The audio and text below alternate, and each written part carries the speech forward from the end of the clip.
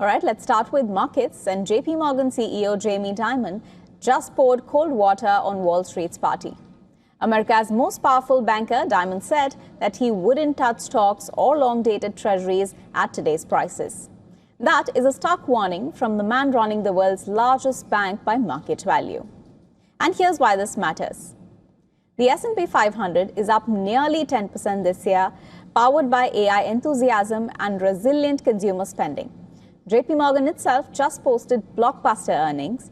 So Dimon is speaking despite the strength, and that's the real market signal.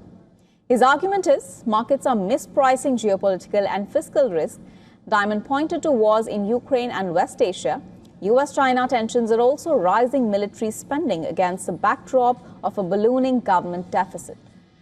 On bonds, the math is blunt. Even at 2% inflation, he says that the 10-year should sit at 4 to 4.5%, and yields are already near that band with little room to fall. The 10-year yield, on the other hand, is currently near 4.6%, having stayed above 4.2% since March.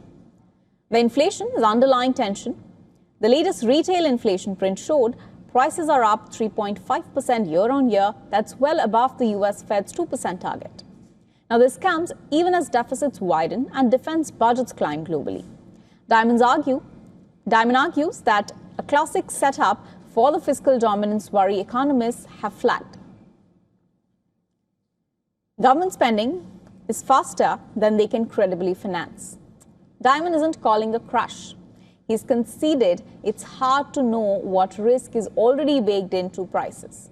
But his refusal to buy the index, while still open to individual stock picks, is a pointed signal to institutional money. Complacency, not conviction, is driving valuations right now.